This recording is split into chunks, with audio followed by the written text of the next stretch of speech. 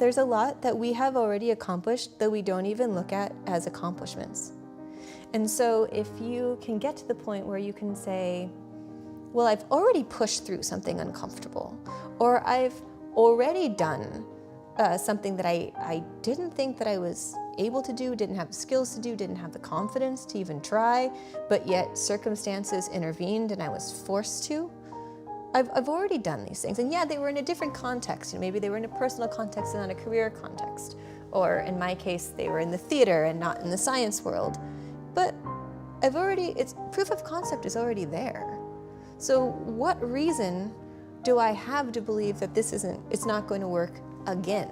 So not thinking about it as this entirely novel new thing, because you do get the fear response to new things, because that's our brain trying to protect us from, things that might be dangerous that we don't know anything about, and realizing that in fact this is a familiar task that's cloaked in a new environment.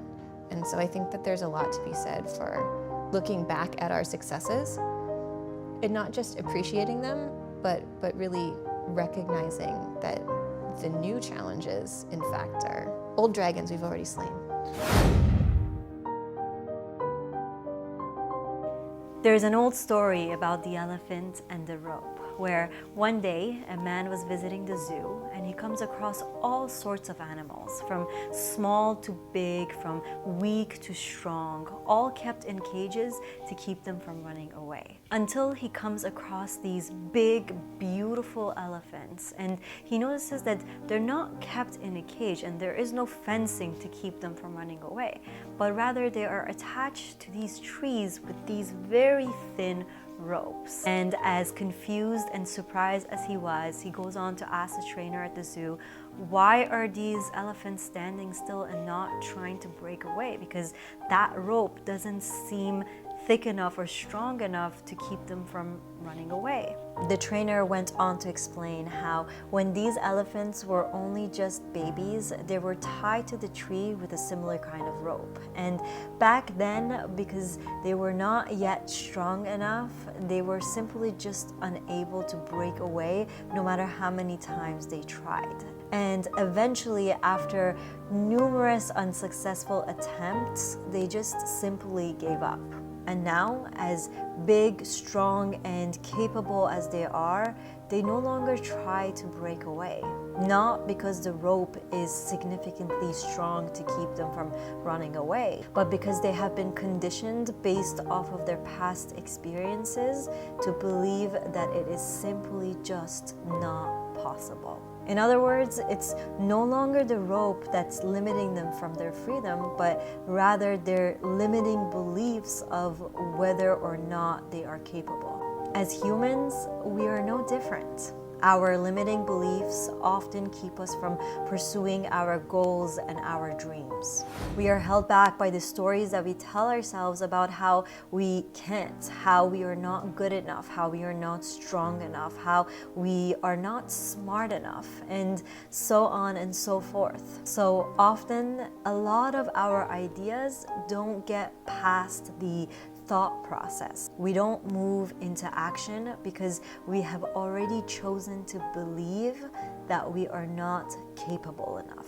And even if we do move into action, it only takes a few obstacles in our way for us to give up. But what if we changed our story, turned our can'ts into cans, and tried to see how things would play out? I'm not saying that we won't ever face any obstacles in life, but what I am saying is that there are different ways at looking at any given situation.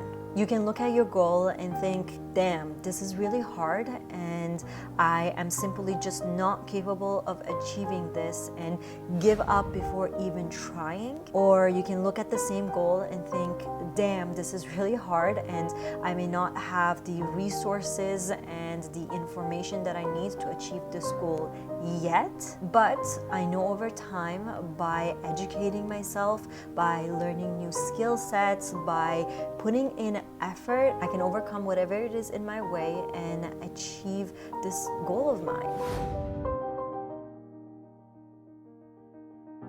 What I loved about the short clip that I played in the beginning of this video is the way that she explained how to overcome any limiting beliefs. If we look back on our lives, there are so many things that we have already achieved. So why should we choose to believe that we can't do more? Why should we choose to settle for those limiting thoughts and beliefs? I think it's time that we all took a good look at our own lives.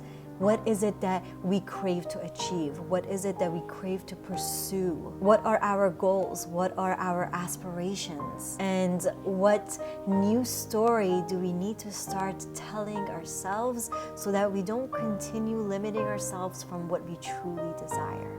A lot of our limiting beliefs are rooted in our past experiences. And so it is important to, one, to be able to now identify those limiting beliefs, and two, to start creating a new narrative around them so that we can slowly overcome them and start living a life that we truly desire. We'll never really know who we would have been if we had made like one different decision, you know, way back there in our childhood. But because of the way the brain develops, that is exactly true. We are more emotionally susceptible to the experiences that we have early on in life than we are later in life. As always, thank you so much for watching this far. If you like this video, please give it a thumbs up. And of course, your support means the world to me. So please don't forget to subscribe to my channel and share this video with someone who you love and care about. And until next time, I want to wish you guys a heart full of love, a mind full of peace, and a life full of flow.